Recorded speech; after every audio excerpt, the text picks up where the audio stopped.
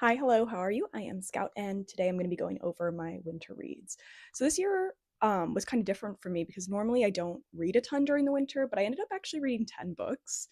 And so I'm going to start in December and go all the way through to February of the books that I read, give a little synopsis, my thoughts about the book, and then a rating out of 5. So let's start kind of dishonorably with the first book I read in December, which was Lights Out.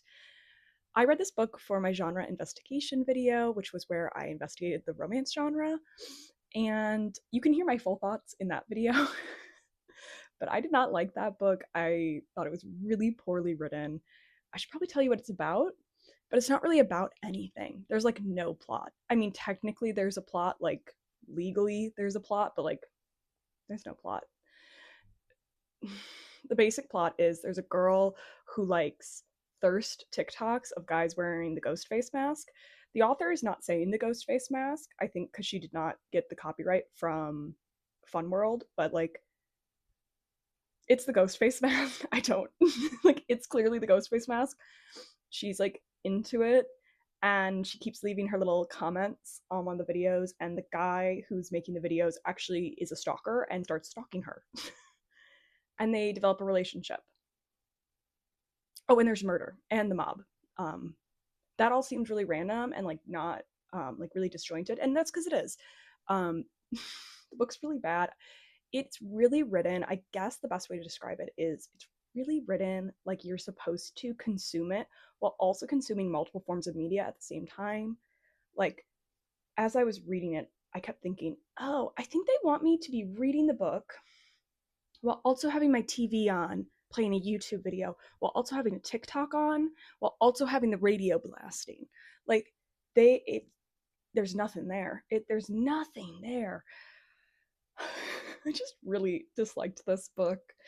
And I didn't really think there was a lot of merit to it. And I didn't even find, because like some people will argue, well, that book's made for like the scenes, like the spicy scenes.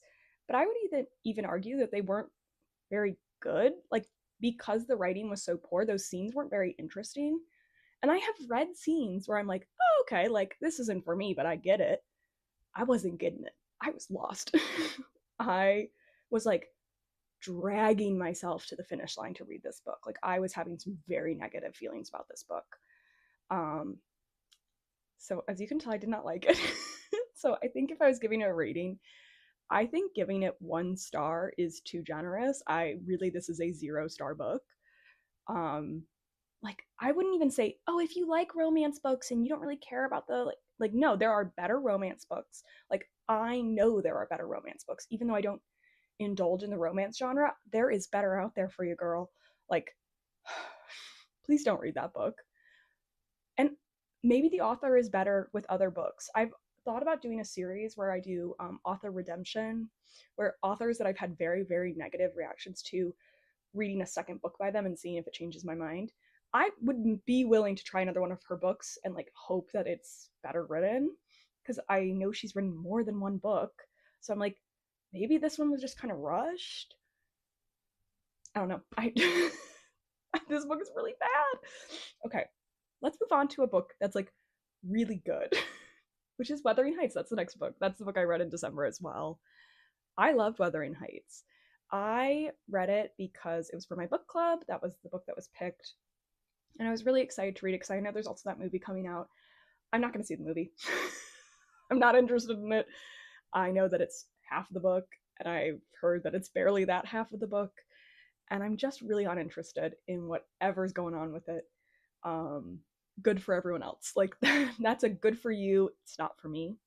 The basic premise of Wuthering Heights is actually kind of complicated to explain because it has 2 acts, and oftentimes adaptations only have like act one. So the basic premise of this book is that there is a man who is like renting a home, and he meets the landlord whose name is Heathcliff, and he is like demonic and evil. And that the guy who's renting from him is like, what happened to that guy? And then the like servant, she's not like a, yeah, she's like a servant, I would call it, like a maid, a lady in waiting. She is like, let me tell you the drama of this family. And that's like the premise of the book, where you're like going into the past from one person's perspective, and they're telling the story of like, why did everything get so weird here? And so you follow Heathcliff in his like childhood, his teen years, and then his adult years, as he is like hell-bent on revenge after being slighted multiple times. That's like the basic premise of the book. And you can notice I didn't even mention Catherine because yes, she's important to the book, but she's not as central as it seems that a lot of the adaptations give her credit for, because she's only in half of the book. She does die at the halfway point. I don't think that's a spoiler. This book is old enough that like it's not a spoiler. Like you just got to get over that. You got to be able to read. But I really enjoyed this book. I like the second half much better than the first half, and I thought it was really great. I was reading it also, one, for my book club, but also because I am going to make a video on like how to read classics, which actually perfectly times up. I saw an article about how after that movie came out, the Wuthering Heights movie, that people were trying to read the classic and were having trouble reading a classic novel. And I'm like, this is the perfect time for me to release a video how to read classics, because I get it being hard. I really hate when people reduce it to like people are illiterate or whatever, like, and literacy's never been lower. Like, no, that's not what the issue is. It's that this is a text written in Old English. Like, yes, it's going to be harder to read. And especially if you don't read books written in Old English, it's really hard to jump into an Old English text. Like, that is not a negative. And also, those people are going in having watched a film that's not a faithful adaptation of the book. Of course, they're confused when they're reading the book. They're like, where is all of this stuff going? They're like, who is this man? I bet they're so confused. But I digress. I am going to make that video. I think it's going to come out March or April, probably April, which also, that slight addendum to my life. I think I said in my last video that the next video was going to be the Evermore video. Obviously, this is not the Evermore video.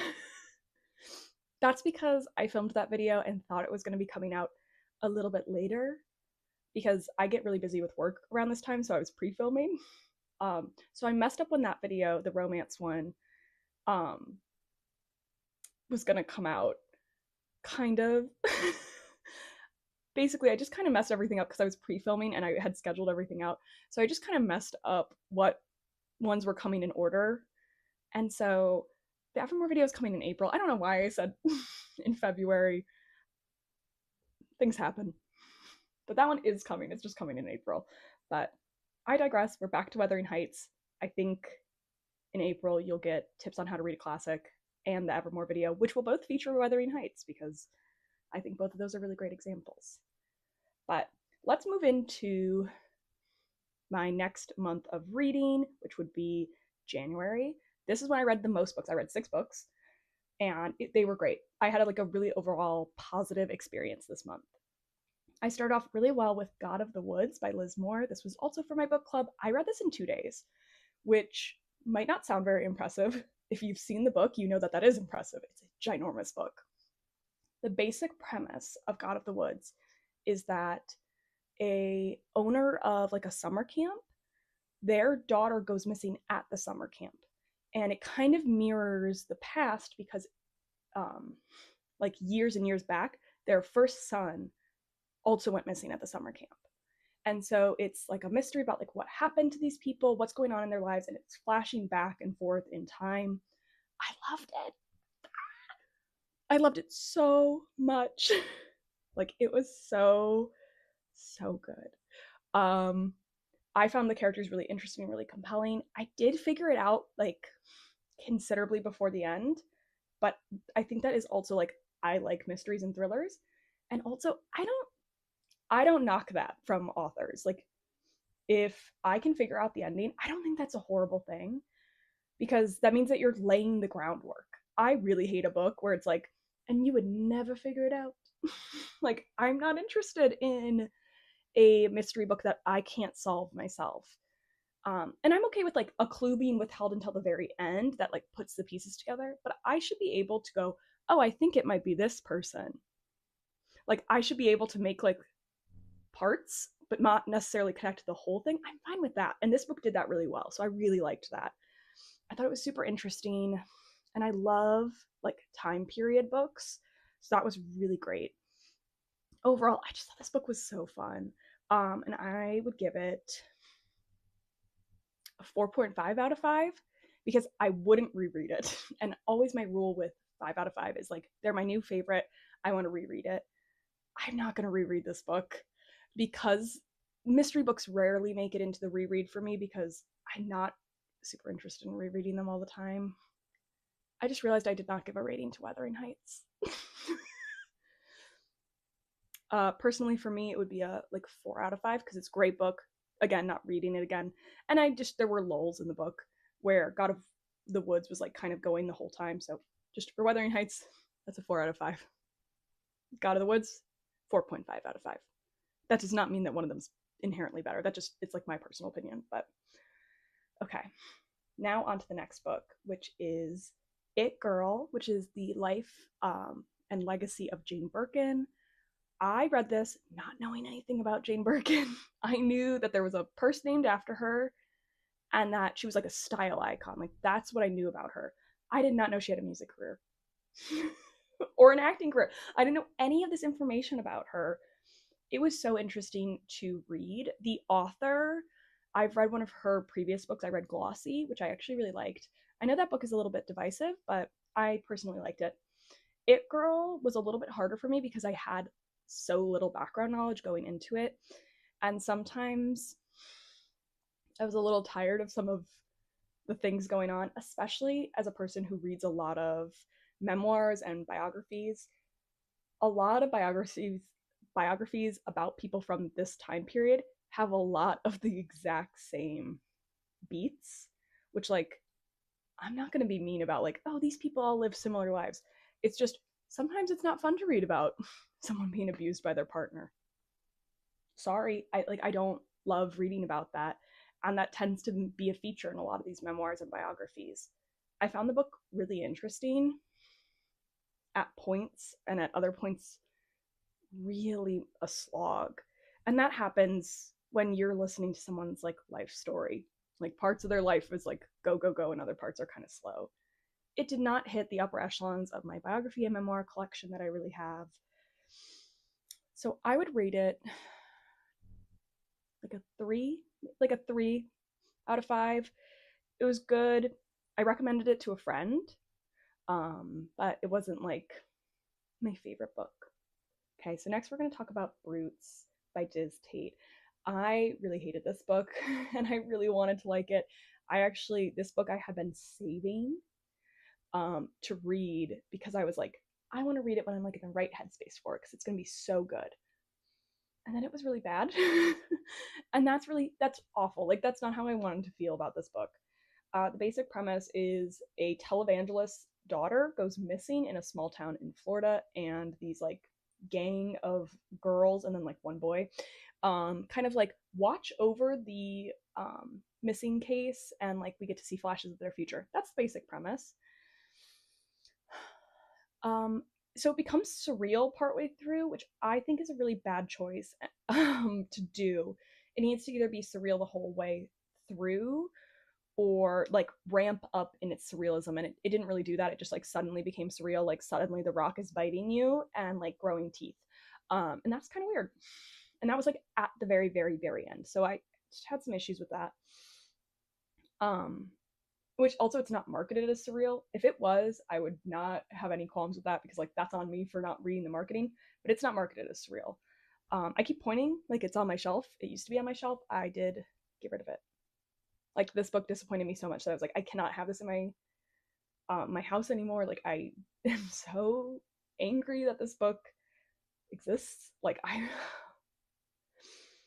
I really really really wanted to like this. I found that it didn't really care about the mystery, which that was like a big selling point of the book, was like that it's a mystery, that it's like my favorite book but with more of a like plot. And it didn't have it, and I felt like it cut away from the interesting aspects, and I feel like it left readers confused. Not just me, but readers. And my validation of that is that I found threads online of people being confused about the book, and arguing over elements, and I think it's totally fine to be ambiguous in your work. But I don't think this level of ambiguity is good for a book. And just, it really bummed me out. Like, this was honestly, I think the hardest thing for me about this book was that I was so excited about it because the premise was so up my alley. Like, I am the ideal customer for this book, and it let me down in every single way, shape, and form. For how I would rate it, I think I would give it a 1 star because it is not there is no comparing this book to Lights Out. Lights Out is like actually bad. Brutes is disappointing, like incredibly so.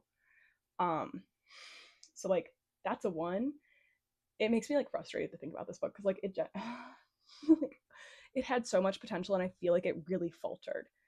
And maybe that's the marketing. Like maybe they shouldn't have marketed the way they did. If they didn't market it this way, I wouldn't have read the book. If they had marketed the book as it really was, I wouldn't have read it. And so maybe this is why they marketed this way, but it just leaves a lot of people dissatisfied. Okay, we're gonna move on to the next book, which was Great Big Beautiful Life by Emily Henry. This is, I think, my like 4th Emily Henry book. I read this again for my romance video. I thought it was fine. It was definitely, I think my favorite is a video that I did, like favorite that I read for the video, but it is definitely the worst Emily Henry book I've read. It definitely is. Like there's no arguing that.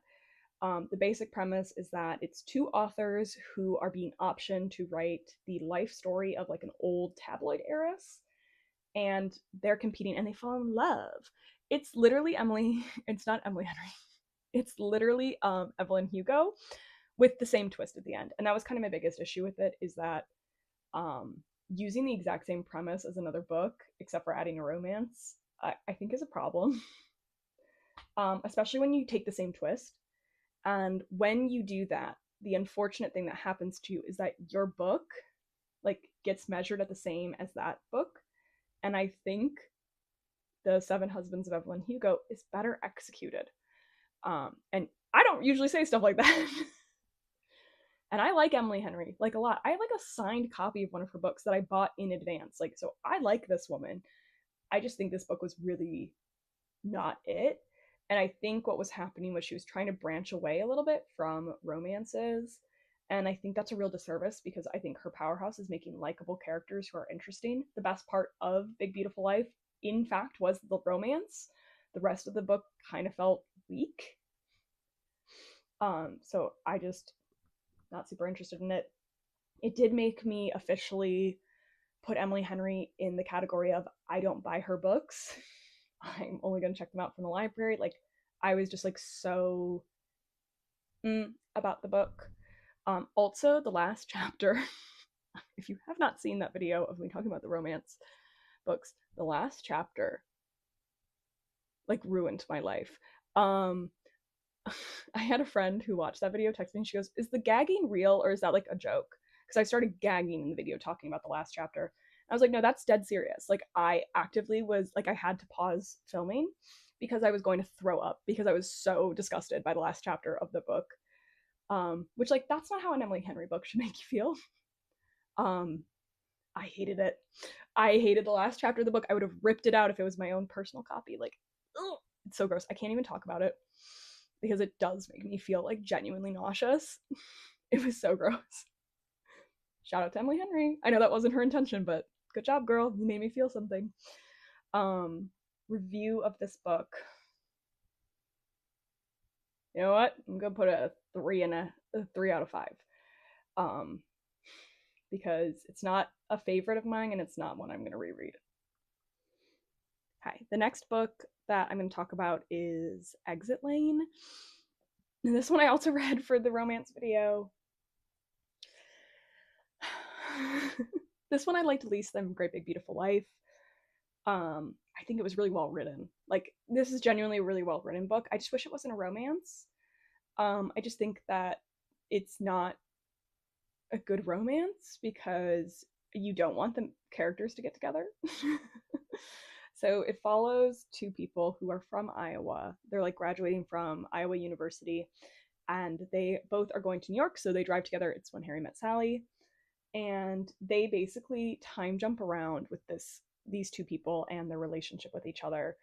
Um, and my biggest issue with the book, the thing that I didn't like, without saying a spoiler, obviously if you've seen the romance video, you've heard the spoiler of the book, but there is a moment where the main character does something that I think is kind of unforgivable in a romance. I think, like, I totally understand that that's a thing that people actually do in real life, but you can't have the character do that to the love interest and then be like, and then they get together. Like, it just doesn't work. It makes you be like, oh, well, someone deserves better. Uh, so like I just really hated that choice. And the author did not make considerable effort to have the characters grow from that moment. They say that they've grown, but I would argue that you don't see any growth because after this like really unforgivable behavior, we time jump. And I'm fine with doing a time jump and then, giving us like tangible examples of growth. But we see this time jump, and she is still adverse to having these hard conversations with her family and friends. And I'm like, that's not growth. Like, I'm not saying that she has to be like, let's dive into like my deep psyche, but like, have more conversations with your family. Like, show that you've changed, and she just doesn't. And so it kind of just feels like the ending's undeserved for that character, and maybe that's the point. But I just really think they shouldn't have ended up together. And I think that's kind of a bad thing to inflict on your audience, is to have them be like, well, they shouldn't have ended up together. I would give this book like a 2 or 2.5 out of 5. Again, I think it's like really well written, but I kind of think that it's not. I don't like the ending, and I really struggled with the main female character. I really didn't like her. So I would put it as like a 2.5. So the next book is my first book I read in February, which is My Thoughts Exactly by Lily Allen. It's her memoir. I have been really loving her new album, West End Girl, specifically Tennis, if anyone's asking, but I really have loved her album, and I wanted to know more about her as a person because I know a ton of her music, but I don't know if you can tell from my accent, I'm American. Um, so like I don't have this like Rolodex of like British information. And so I was very interested to hear part of her life story and kind of hear her take on it, and then like also look at the broader scheme, because I know that like British paparazzi can be like kind of cruel and spread some like real crazy falsehoods about people. So I wanted to read her memoir, like her words about it, and then also do some research outside of it to kind of see like, oh, okay, so like she's talking about this and this. I found it really good. I really enjoyed it. There were definitely like drags. Again, similar thing with It Girl with Jane Birkin. Like some parts of your life are just kind of boring. Like that's not even a bad thing, but I think she's very interesting and very introspective, which I was kind of shocked about because a lot of times celebrity memoirs don't want to like go there. I really liked it. I thought it was really good. It made me more intrigued with her as a person. I know she's like a provocateur. Like I know she's done stuff where you're just like, girl, don't do that. Which she seems like a person who kind of owns up to that and is like, yeah, like I've been a kind of a hot mess. So I really enjoyed it, and I definitely will be looking into some more of her music and enjoying her. I just liked it. I thought this was kind of fun. It was definitely like a light read, just because like it's not like a literary masterpiece, but I enjoyed it nonetheless. Where would I rate it? I think like a 3 out of 5. Thought it was very good. Um, really enjoyed it. Okay, the next book that I read was Ex-Wife by Ursula Perrett. So this book is pretty old. It was written in like the 1920s, and the basic premise is that the main character gets divorced, and it's during the 1920s, and it's like about her experience getting divorced. And I loved it. Loved this book so much. I thought it was so fun. It was so interesting, and crazy. Like that book is doing crazy stuff. I understand why this book was scandalous when it came out. I was like, oh my god, what? I love an older author. Like Passing was really good. I love Rona Jaffe. Like I love an older female author where they're just doing crazy stuff in their books. I loved Ex-Wife. It was so needed. I read it. I actually like skipped it when I was going through this. I have a list in front of me of the books I read in order, and I fully skipped it and started talking about the Lily Allen book first. I read it right after Exit Lane. I needed it after Exit Lane because I was like, oh my gosh, like what? And I needed it after Exit Lane because I disliked so much of that. And Ex-Wife is a perfect example of I love messy female main characters. I just really disliked Exit Lane's ending, and I think that was what kind of messed up like Exit Lane for me. Whereas in Ex-Wife, like this girl is messy. She is ruining everything, and I love her. I love her so much, and I was like rooting for her. I love a messy main character, and this just felt so right to me. And I think really the difference between Exit Lane and Ex-Wife is that Exit Lane was a romance. It was like framed in a romance. Like I knew they were going to end up together. And Ex-Wife, you're just like, what's going to happen? I I loved Ex-Wife. Like Ex-Wife was so great. It raised my spirits. Like it was raising me up. Um because like I was not feeling good after the run of Brutes, Big Beautiful Life, and Exit Lane. I was like losing my mind. Ex-Wife like brought me out of what was about to be a reading slump from reading books that I just didn't engage with. So I cannot sing more praises about Ex-Wife. Read Ex-Wife. It's so good. It's so good. Okay. Okay, last book that I read. So this is the most recent finish. This is Florida by Lauren Groff, I think is how you say her last name. Okay, so I read this for my book club. It's short stories set in Florida. It's kind of giving Brutes because like Brutes is supposed to be kind of like the Florida Project, and this book is also supposed to be kind of like the Florida Project. Maybe I just don't like Florida. Maybe that's it. I did not like this book. This is won like a ton of awards, so like I should like it. I don't. I don't like it. There were definitely stories that I thought were highlights. I think this is kind of my issue with short stories, short story collections, is that I tend to really like a couple, and then there are others that just drag it on and on and on. And I just wasn't very interested in this book. This wasn't one that I was super invested in the first place. This was for the book club. This wasn't a personal book that I picked out. So I just wasn't super intrigued on it. So that's kind of all I can say about it, because since it's a short story collection, it really does change depending on the story that you're reading.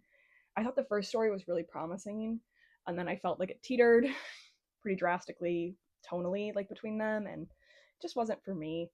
This is definitely a book where I'm like, if someone else was interested in the premise, I wouldn't be like, don't read it. I'd be like, no, like you might like this if you're interested in the premise. This book is a not for me book.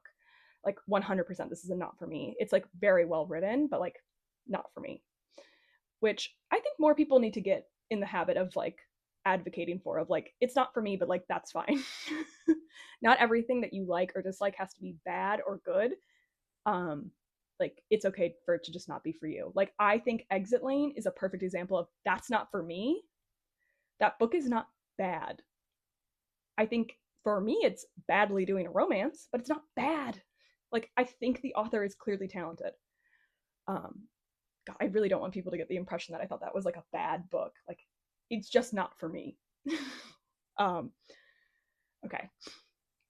My ranking for Florida. This is where it's hard because with the rankings, I want to give it like a 2 or like a 2.5, because again, it's like very, very, very well written. It's just like so not for me. So I'm going to say 2.5. Because like if it's your thing, it's your thing. You're going to love it, but like not for me. Sorry. Okay. Those were all the books that I read in winter.